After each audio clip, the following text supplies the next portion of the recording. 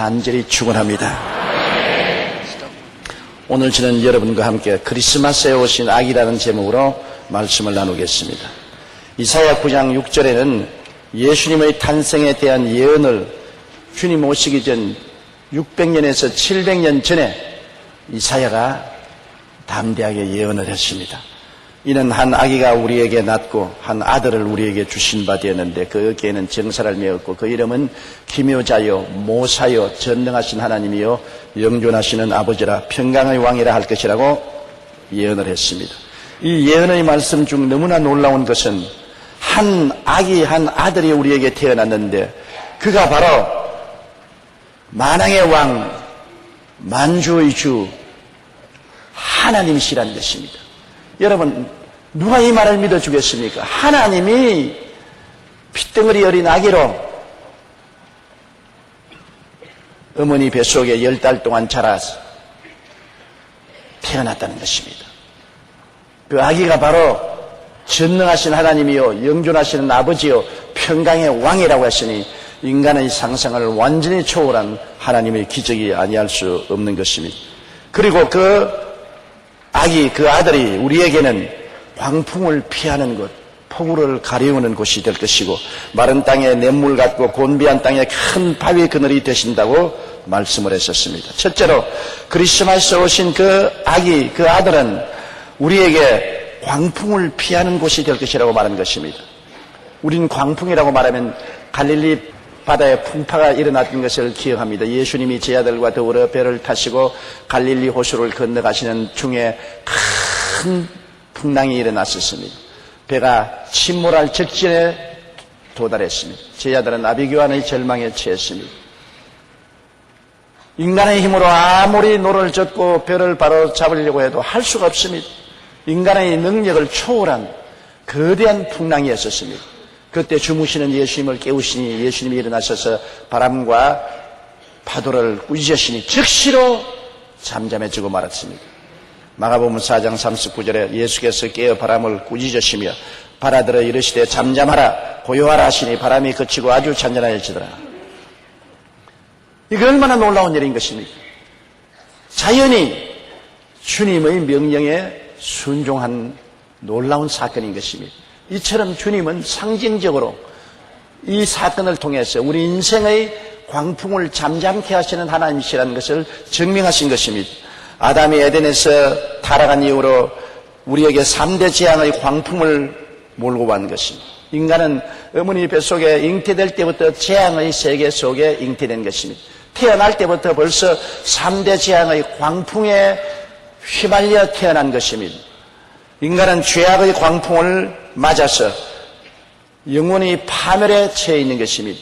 모든 사람은 죄 중에 잉태되고 죄 중에서 태어나고 이 세상에 태어나서 사는 동안에 죄를 짓고 불의하고 추악한 인생으로 살고 있는 것입니다. 죄악의 광풍에 휘몰라쳐 모든 영혼이 하나님을 반역하고 결국 지옥으로 떨어질 수밖에 없습니다. 이사야 38장 15절에는 내 영혼의 고통으로 말미암아 내가 종신토록 방황한다고 말한 것입니다. 죄악의 광풍이 영혼들을 파멸시키고 있는 것입니다. 누가 이 죄악의 광풍에서 우리를 해방시켜 줄 수 있겠습니까?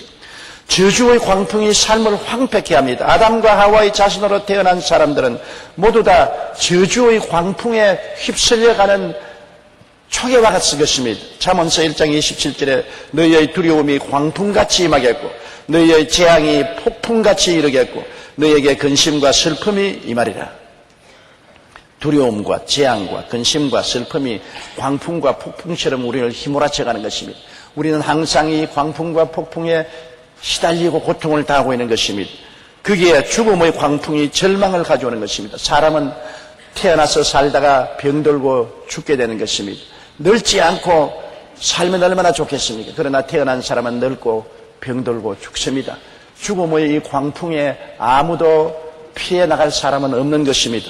에스겔 18장 4절은 범죄하는 그 영혼은 죽으리라고 말했으며 로마서 7장 24절에 오라 나는 공고한 사람이로다 이 사망의 몸에서 누가 나를 건져내라고 바울은 탄식한 것입니다. 아무도 이 죄악의 광풍, 저주의 광풍, 죽음의 광풍을 이길 수가 없습니다.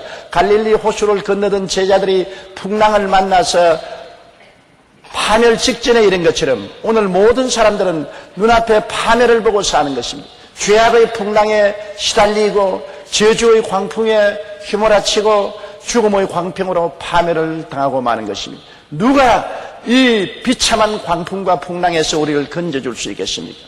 십자가 그늘 밑에 들어가면 삶의 광풍을 피할 수가 있는 것입니다.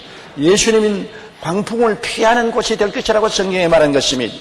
골로새 1장 13절로 14절에 그가 우리를 흑암의 권세에서 건져내사 그의 사랑의 아들의 나라로 옮기셨으니 그 아들 안에서 우리가 속량고 죄사함을 받았다고 말한 것입니다. 예수님께서 십자가에서 이 모든 광풍을 홀로 맞았던 것입니다. 우리 인류 공동체의 대표자로서 인류를 위해서 십자가에 올라가서 죄악의 광풍을 맞아 몸짓고 피 흘렸었으며 저주의 광풍을 맞아 나무에 매달렸었으며 죽음의 광풍을 맞아 무덤에 들어가서 사흘 동안 계셨습니다. 주님은 죄악과 저주와 죽음을 한 몸에 걸머지시고 몸짓고 피 흘려 고통과 괴로움을 당하시고 사흘 만에 부활하사 승리해버리고 말한 것입니다. 그리스도는 이 광풍을 잠재워버리고 말한 것입니다. 갈릴리 풍랑을 잠재우신 예수님은 인류에게 다가온 3대 재앙의 광풍을 영원히 잠재워버리고 말한 것입니다. 예수님께서 내가 다 이루었다고 외치실 때 광풍은 요란한 소리를 그치고 잠잠해져버리고 말한 것입니다. 우리가 찬송가 471장을 볼지라도 십자가 그늘 밑에 나 쉬기 원하네. 저 햇빛이 이미 죄이고 또 짐이 무거워 이 광야 같은 세상에 늘 방황할 때 주 십자가의 그늘에 내 쉴 곳 찾았네. 십자가의 그늘 밑에 들어오면 광풍은 잠들고 휴식을 얻게 되는 것입니다. 그렇기 때문에 십자가 없이 인간은 광풍을 피할 수가 없습니다. 어느 곳에 가나 풍랑에 시달리고 고통을 당하고 있는 것이 인생의 실상인 것입니다. 예수님은 그러한 사람들을 향해서 수고하고 무거운 짐진 자들은 다 내게로 오라. 내가 너를 쉬게 하겠다고 말한 것입니다. 예수님이 우리는 광풍에서 피하는 피난처가 되는 것입니다. 저는 우리의 피난처요 요새요 의리하는 하나님이 되시는 것입니다. 우리를 새 사냥꾼의 올무에서와 극한 연병에서 건져주시는 것입니다. 이 예수님이 우리의 광풍을 피하는 곳입니다. 바로 예수님이라는 인격적인 하나님의 아들이 우리에게 광풍을 피하는 곳이 되는 것입니다. 예수님을 구주로 모시고 만나면 우리의 생애 속에 다가오는 광풍은 모두 다 잠재워져 버리고 말 것인 것입니다. 둘째로 이 예수 그리스도는 폭우를 가리우는 곳이 될 것이라고 말한 것입니다. 폭우는 하늘에서 쏟아지는 비임인 것입니다. 이는 바로 하나님의 심판을 뜻하시는 것입니다. 하나님의 심판이 하늘에서 땅에 쏟아지는 것입니다. 여름 폭우가 가져오는 홍수는 삶의 터전을 휩쓸어 가지 않습니까? 불은 타고 나면 젓갈 숟가락이도 남지만은 홍수가 휩쓸어 가는 곳에는 젓갈 숟갈도 남지 않습니다. 맑게 썰어가 버리고 마는 것입니다. 시편 90편 5절에 주께서 그들을 홍수처럼 썰어 가시나이다. 그들은 잠깐 자는 것 같으며 아침에 도는 풀 같은 이라고 인간을 탄식한 것입니다. 하나님의 폭우가 내려오면 우리는 그 폭우를 감당할 수 없습니다. 올해 여름 우리나라는 태풍 에비니아가 강원도를 강타해서 수재민이 약 1,500여 명, 1조 1,500억 원의 피해를 냈습니다. 태풍 매미 역시 1,200명의 사상자와 5천억 원의 재산 피해를 입혔습니다. 이러한 일은 한국뿐만 아닌 것입니다. 지구촌 11곳의 폭풍은 자연재해로 몸살을 앓게 하고 있는 것입니다. 올해 4월 헝가리 다뉴브 강 수위가 120년 만에 최고를 기록하는 등 동중부 유럽은 홍수로 한바탕 물난리를 겪었습니다. 5월에는 인도네시아의 강진과 함께 쓰나미가 넘쳐 5천여 명이 숨지고 약 20만 명의 삶이 터전을 잃었습니다. 필리핀에서는 태풍 뚜리안이 강타해서 약 1천 명이 사망 실종하는 큰 피해를 입었습니다. 폭우는 하늘에서 쏟아지는 비로 하나님의 심판을 뜻합니다. 여름 폭우가 가져오는 홍수는 이처럼 우리의 삶의 터전을 휩쓸어 가듯이 하나님의 심판이 하늘에서 내려오면 인간은 송두리째 사라져버리고 마는 것입니다. 소돔과 고모라의 심판을 보십시오. 소돔과 고모라가 음란하고 부패하고 방탕하여 하나님을 거역할 때 하나님께서 하늘에서 유황비를 비와 같이 쏟아지게 해서 파멸시켜버리고 말한 것입니다. 유다서 1장 7절에 소돔과 고모라와 그 이웃 도시들도 그들과 같은 행동으로 음란하며 다른 육체를 따라가다가 영원한 불의 형벌을 받음으로 거울이 되었다고 말했습니다. 베드로 후서 2장 6절에도 소돔과 고모라 성을 멸망하기로 정하사 죄가 되게 하사 후세에 경건하지 아니한 자들에게 본을 삼으셨다고 말한 것입니다. 하늘에서 쏟아지는 하나님의 심판의 불이 소돔과 고모라를 멸한 것처럼 이는 장차 다가올 하나님의 영원의 심판을 상징하는 것입니다. 장차 주를 거역하는 사람들, 거역하는 세상의 정치, 경제, 교육, 문화, 군사, 산업 모든 전반에 걸쳐 불의 심판을 받을 것입니다. 하늘이 큰 소리로 떠나가고 땅이 열렬한 불에 녹을 것이라고 말하는 것입니다. 오직 주를 경외하고 믿는 사람들을 위해서는 의의 거하는 새 하늘과 새 땅이 예비되어 있다고 말하는 것입니다. 낡은 하늘, 낡은 땅 위에서 하나님을 반역하고 거역하고 사는 사람들은 폭우가 내려오듯이 하나님의 심판의 불이 내려와서 이 땅은 모두 다 파멸되고 말 것인 것입니다. 땅에 사는 모든 사람들은 초계와 같이 불타고 말 것인 것입니다. 세계 역사는 종말을 향하여 달려가고 있으며 인간은 파멸과 심판의 불을 향해서 달려가고 있는 것입니다. 그리스도에게 피하지 아니하면 이 폭우를 가리울 자가 없는 것입니다. 어떠한 인간의 종교도 수양과 도덕도 폭우를 가리울 수는 없습니다. 하나님의 심판의 폭우를 가리울 자는 하나님의 아들 예수 그리스도밖에 없는 것입니다. 옛날 말에도 순천자는 흥하고 역천자는 망한다는 역사적 교훈이 있습니다. 하나님을 거역한 남북 이스라엘이나 독일이나 일본이나 구소련이나 북한의 심판을 우리는 눈에 보고 있는 것입니다. 신명기 5장 29절에 그들이 항상 이 같은 마음을 품어 나를 경외하며 내 모든 명령을 지켜서 그들과 그 자손의 영원히 복을 받기를 원한다고 말한 것입니다. 하나님을 순종해서 복 받기를 하나님은 원하시지 하나님을 거역해서 심판받기를 하나님은 원하지 아니하시는 것입니다. 말라기 4장 1절에 보라 용광로 불같은 날이 이르리니 교만한 자와 악을 행하는 자는 다 지푸라기 같을 것이라 그 이르는 날에 그들을 살라 그 뿌리와 가지를 남기지 아니할 것이라 순천자는 흥하고 역천자는 망하는 하나님의 심판이 임할 것을 말하는 것입니다. 우리의 이 심판을 예수님이 십자가에서 대신 짊어진 것입니다. 십자가상에 쏟아진 하나님의 진노의 심판을 예수님 홀로 당하신 것입니다. 우리 온 인류에게 쏟아지는 하나님의 분노가 예수 그리스도 인류의 공동체의 대표로 십자가에 매달린 그리스도에게 임하신 것입니다. 하나님은 인정사정 없이 예수 그리스도를 심판하는 것입니다. 처절한 하나님의 분노와 심판을 당한 예수님은 하나님이여 하나님이여 어찌하여 나를 버리셨나이까 몸부림을 치셨습니다. 예수님이 당한 고난은 우리의 상상으로 청량할 수 없습니다. 영원히 깨달을 수 없을 것입니다. 예수님의 당한 고난의 높이와 깊이와 그 넓이는 인류가 상상할 수 없을 정도일 것입니다. 그를 통해서 주님은 하나님이 쏟아지는 심판의 폭우를 다 담당하셨습니다. 이제 예수님은 우리를 가리우는 큰 우산이 되셔서 예수님 안에 들어가면 하나님의 심판의 폭우는 가리워지고 마는 것입니다. 그러나 예수 밖에 있는 사람은 하나님의 심판의 폭우를 피할 수가 없습니다. 반드시 다가오는 것입니다. 이 땅에 살 동안에도 다가오지만은 마지막 날에 하나님 앞에서 이 다가오는 심판을 어떠한 사람도 피할 수 없는 것입니다. 하나님의 심판은 마지막 지옥의 불구덩이 가운데 쏟아지는 불길같이 임하게 될 것입니다. 이사야 53장 4절에 예수님이 십자가에서 실로 우리의 질고를 지고 우리의 슬픔을 당하였거늘 우리는 생하기를 그는 징벌을 받아 하나님께 맞으며 고난을 당한다고 하였다고 말한 것입니다. 5절에 보면 그가 찔리면 우리 허물을 인하며 그가 상하면 우리 죄악을 인함이라 그가 징계를 받음으로 우리가 평화를 누리고 그가 채찍에 맞음으로 우리가 나음을 입었다고 말씀하고 있는 것입니다. 우리는 다 양같이 걸어가며 각기 제 길로 갔거늘 야훼께서는 우리 무리의 죄악을 그에게 담당시켰다고 말씀하신 것입니다. 하나님의 폭우가 쏟아질 때 예수님은 우리 대신해서 이 모든 것을 다 담당하시고 이를 다 잠재우고 말하신 것입니다. 십자가 밑에 나와야 심판의 폭우를 피할 수가 있는 것입니다. 십자가 이외에는 우리가 피할 곳이 없습니다. 십자가는 하나님의 피난처가 되시는 것입니다. 십자가야말로 우리의 피난처요 우리의 요새요 의리하는 처소가 될 수가 있는 것입니다. 십자가 복음만이 우리에게 영원한 안식과 피난처와 희망과 기쁨이 될 수 있는 것입니다. 요한복음 3장 11절에 하나님이 그 아들을 세상에 보내신 것은 세상을 심판하려 하심이 아니요 그로 말미암아 세상이 구원을 받게 하려 하시며 십자가 밑에 들어와서 구원받기를 하나님은 원하셔서 예수님을 보내신 것입니다.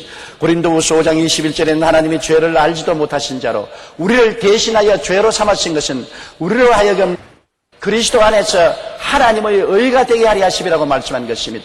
예수께서 얼마나 철저히 우리 죄를 다 담당하셨던지 우리는 죄가 없는 의로운 사람이 되고 하나님처럼 의롭게 될 것이라고 말한 것입니다. 예수님은 우리의 죄를 지금 용서한 것이 아니라 영원히 처치해버리고 말한 것입니다. 영원한 한 제사를 통해서 주님은 우리의 죄를 영원히 청산해버리고 말한 것입니다. 그리스도 안에서는 우리의 죄가 영원히 용서를 받고 영원히 의롭다함을 얻고 영원히 하나님의 영광에 참여할 수 있는 영원한 의를 선물로 받았으니 상상을 초월한 하나님의 은혜인 것입니다. 이 그리스도의 십자가가 우리에게 진노의 폭우를 가려 주시고 우리에게 용서와 의와 영원한 영광을 허락해 주시는 하나님의 은총이 되는 것입니다. 이 땅은 여러분 마른 땅과 같은 삶이 되어가고 마는 것입니다. 셋째로 예수님께서는 우리에게는 마른 땅에 냇물 같은 사람이 될 것이라고 말한 것입니다. 여러분, 이 세상은 점점 사막화 되어가고 있는 것입니다. 지금 지구는 점점 사막화 되어가고 있습니다. 중국은 전 국토의 18%가 사막화 되었습니다. 베이징은 베이징 북쪽에 있는 사막이 계속 남진하고 있어 20-30년 후면 베이징이 모래에 파묻힐지도 모른다는 우려를 하고 있습니다. 이제 2008년 올림픽에 대비해 베이징시 당국은 녹지대 건설 등을 통해 사막화를 막으려고 애를 쓰고 있지만 매년 봄마다 30만 톤가량의 모래와 흙먼지가 날라와 올림픽 개최의 성공 여부가 황사에 달렸다는 전망이 나올 정도로 사막화로 인한 황사 문제는 심각합니다. 또 고비 사막의 모래와 소금기가 바람에 실려 중국과 한국 심지어 미국 서부 해안까지 영향을 주고 있는 것입니다. 오늘날 사막화는 전 세계를 급속하게 확산하며 메마른 지형과 기후를 확대시켜 사람이 살만한 터전을 더욱 줄이고 환경적으로 큰 문제를 일으키며 세계적인 위기를 안겨주고 있는 것입니다. 그게 사막을 막을 수 있는 것은 물이 필요합니다.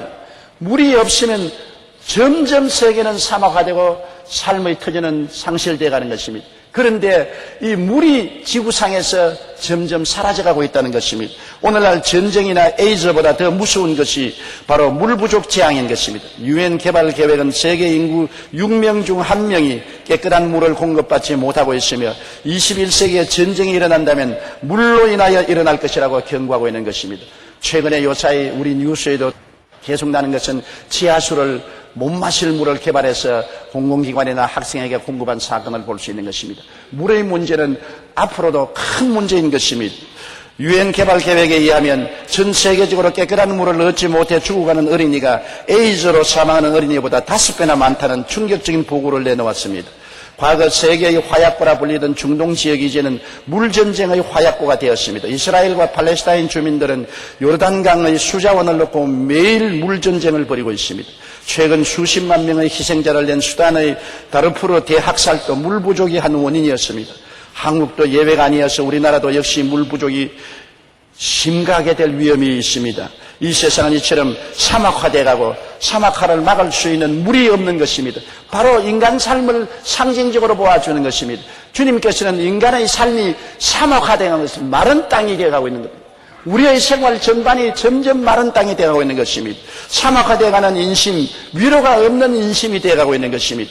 디모데후서 3장 1절로 5절에 너는 이것을 알라. 말세에 고통하는 때가 이르러 사람들이 자기를 사랑하며 돈을 사랑하며 자랑하며 교만하며 비방하며 부모를 거역하며 감사하지 아니하며 거룩하지 아니하며 무정하며 원통함을 풀지 아니하며 모함하며 절제하지 못하며 사나우며 선한 것을 좋아하지 아니하며 배신하며 조급하며 자만하며 쾌락을 사랑하기를 하나님 사랑하는 것보다 더하며 경건의 모양은 있으나 경건의 능력은 부인하는 이 같은 자들에게서 내가 돌아서라고 말하고 있는 것입니다.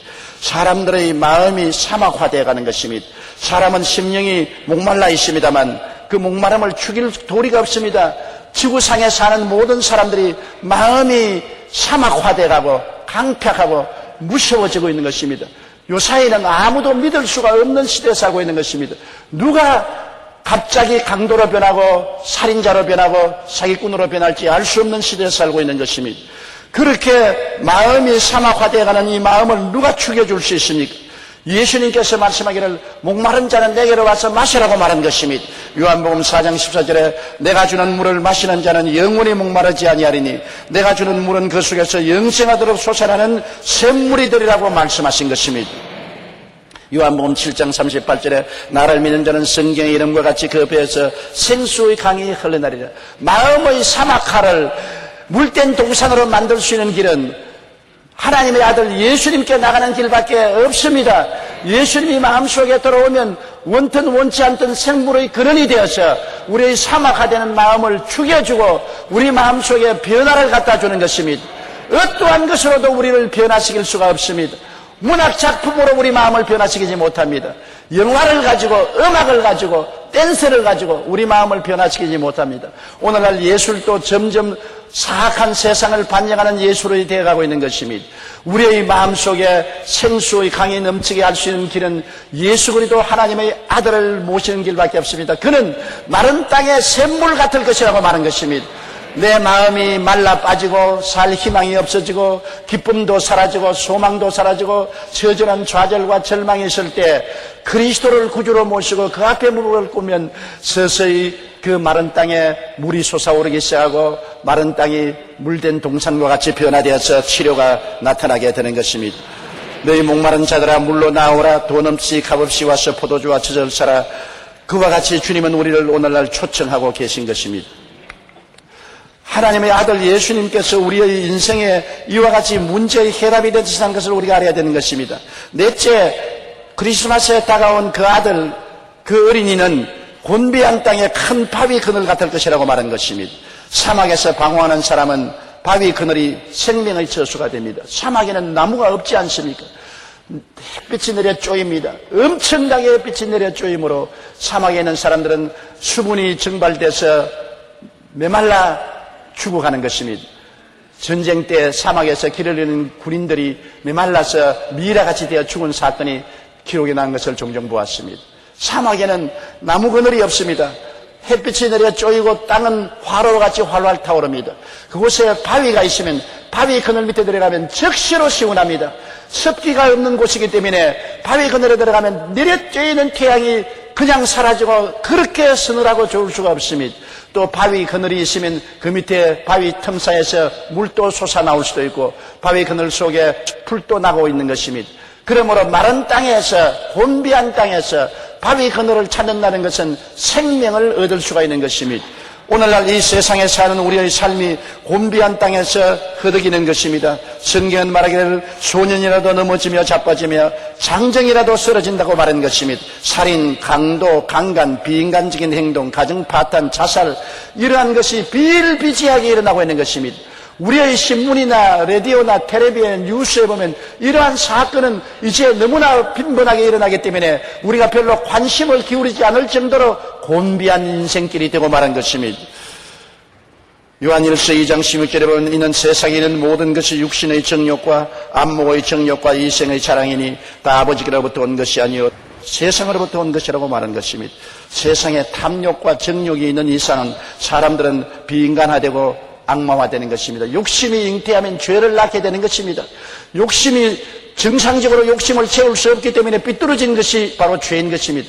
죄가 장성하면 사망을 낳습니다. 죄가 자라면 어떠한 어려운 무서운 일도 행하게 되기 때문인 것입니다. 몇 년 전에 대학 교수가 돈 많은 아버지를 죽인 사건이 있었습니다. 당시 이 사건은 많은 사람에게 충격을 주었습니다. 그때 이런 이야기가 사람들 사이에 떠돌았습니다. 어느 중년을 넘긴 사업가 두 사람이 마주 앉아 대화를 나누는데 자네 요즘 별일 없는가? 아직은 별일이 없다네. 자네는 나도 아직까지는 별일 없지만 숨죽이고 지켜보고 있다네. 나도 마찬가지야. 밤만 되면 애들이 방에 들어올까 무서워서 방문을 꼭꼭 닫고 잔다네. 자, 부모가 자식을 믿을 수 없는 세상이 되었습니다. 탐욕이 들어오면 자식도 강도로 변하고 살인자로 변하고 남편과 아내도 보험금 들어놓고 남편 죽이고 아내 죽이는 이런 시대에 우리가 살고 있는 것입니다. 그러므로 얼마나 세상이 곤비한지 아무도 믿을 수가 없습니다. 이것이 오늘 우리들의 모습인 것입니다. 세월이 흐를수록 세상은 살인, 강도, 강간뿐 아니라 심지어 이렇게 자식이 부모를 살해하는 일이 일어날 정도로 인간은 악해지고 있는 것입니다. 이러한 상황을 무엇으로 변화시킬 수 있는 것입니까? 예수님 십자가 밑에 들어오면 세임을 얻습니다. 곤비한 땅에 바위 그늘 같아서 예수님께 달려 들어오면 쉼을 얻게 되고 변화가 다가오게 되는 것입니다. 다른 박지라도 피곤치 않고 걸어가도 곤비치 않을 것이라고 성경은 말하고 있는 것입니다. 이사야 40장 31절에 오직 야훼를 앙망하는 자는 새 힘을 얻으리니 독수리가 날개치며 올라감 같을 것이요 다른 박지라 해도 곤비치 아니하겠고 걸어가도 피곤치 아니하리로다. 세상의 삶이 얼마나 어렵습니까? 다른 박지를 찌며 숨이 턱에 닿도록 뛰어야 사는 것입니다. 그러므로 사람들이 곤비해지지요. 피곤해지지요. 그래도 주님을 앙망하면 새 힘이 자꾸 솟아 올라오르고 새 힘이 주어져서 독수리가 날개치며 올라갈 같이 새로워지고 또 새로워지고 새로워진다는 것입니다. 우리는 새로워져야 되는 것입니다. 어제의 힘을 가지고 오늘 살 수 없고 오늘 힘을 가지고 내일 살 수가 없는 것입니다. 매일같이 새로운 생기를 받아야 되는 것입니다. 이 생기가 어디서 옵니까? 예수를 구주로 모시면 죽었다가 부활하신 그리스도께서 새로운 생기를 부어넣어 주어서 날개치고 올라가는 독수리같이 우리를 새롭게 만들어주는 것입니다. 골로새 1장 11절에 그 영광의 힘을 따라 모든 능력으로 능하게 하시며 기쁨으로 모든 견딤과 오래 참음에 이르게 한다고 말씀한 것입니다. 솔제니치는 구소련의 작가로서 당시 체제를 강력히 비판하다가 반역자로 몰려 수용소로 끌려갔습니다. 그는 시베리아 감옥에서 특별 범죄자로 구분되어 인간 이하의 취급을 받고 강제 노역을 했습니다. 그리고 그는 설상가상으로 암에 걸렸습니다. 그 혹독한 고역을 하고 비위생적인 감옥에 있으면서 암까지 걸렸으니 그는 살 희망을 잃어버렸었습니다. 좌절했습니다. 그러던 어느 날 그의 정신력과 신념을 모두 잃어버리고 인생이 탈진할 정도로 고생하는 솔제니치에게 한 사람이 다가오더니만 그 사람은 아무 말도 안 하고 솔제니치를 가만히 보더니만 감옥 밖에서 십자가를 발로서 그랬습니다. 그리고 십자가를 바르고 고개를 끄덕끄덕하고 지나가 버렸습니다. 사람인지 천사인지 알 수가 없습니다. 그 사람은 바닥에 십자가를 그어주며 그것을 바라보라고 한 후 사라졌는데 솔제니치인이 그 사나이가 바닥에 그어준 십자가를 바라보는 순간 알지 못하는 힘이 마음속에 솟구쳐 오르기 시작한 것입니다. 완전히 인생을 버리고 탈진한 그에게 십자가를 바라보자 그의 마음속에 십자가에 못 박여 자기 몸을 위해서 몸짓고 피 흘려 죽어서 부활하신 예수 그리스도의 형상이 마음속에 다가오면서 그리스도가 새로운 생기와 힘을 솔제니치인의 마음속에 솟구치게 한 것입니다. 그는 그 안에서 나았습니다. 십자가를 생각하고 그리스도를 의지하고 성경을 읽고 묵상하다가 암에서 고침을 받고 새 힘을 얻고 그는 시베리아에서 추방되었습니다. 그래서 그는 미국으로 건너와서 이반 데스노비치의 하루라는 소설로 당시 공산주의 사회를 비인간적인 생활을 폭로했고 그는 노벨 문학상까지 탄 것입니다. 곤비한 땅에서 우리는 큰 바위 그늘인 예수님 십자가 밑에 들어오면 새 힘을 얻게 되는 것입니다. 십자가 그늘 밑에 들어와야 우리가 참 힘을 얻을 수 있는 것입니다. 그는 광풍을 피하는 곳이 되고 폭우를 가리우는 곳이 되고 곤비한 땅에 큰 바위 그늘같이 되고 시냇물같이 되어서 우리의 영혼이 잘되고 범사에 잘되며 강건하고 생명을 얻되 넘치게 얻게 하는 위대한 기적을 베풀어 주시는 것입니다. 오늘 인간은 구원과 은혜를 얻기 위하여 무엇을 행할까를 생각합니다. 그러나 성경에는 구원과 은혜는 인간 행위가 아닌 만남을 통하여 이루어진다고 말씀하고 있는 것입니다. 크리스마스 때 이 땅에 찾아오신 하나님의 아들 예수 그리스도를 만나고 믿음으로 구원과 은혜를 받을 수가 있는 것입니다. 그리스도를 깨닫고 믿는다는 것은 삶의 최고의 행복이요 축복인 것입니다.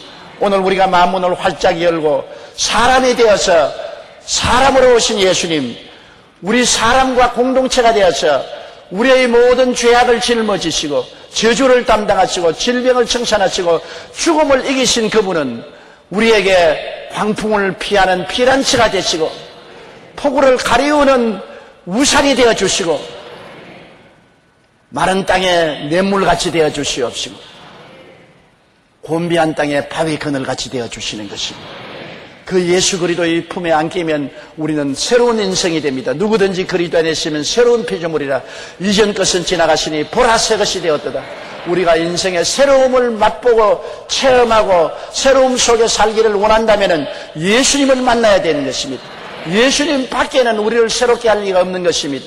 예수님을 통하지 않고는 하나님의 축복과 호의를 얻을 수가 없는 것입니다. 하나님은 그리스도를 통해서 하늘문을 열어 제껴놓고 오늘 우리로 하여금 하나님 앞으로 다 나와서 하나님의 예비한 은총과 복을 누리게 되시기를 간구하고 계신 것입니다.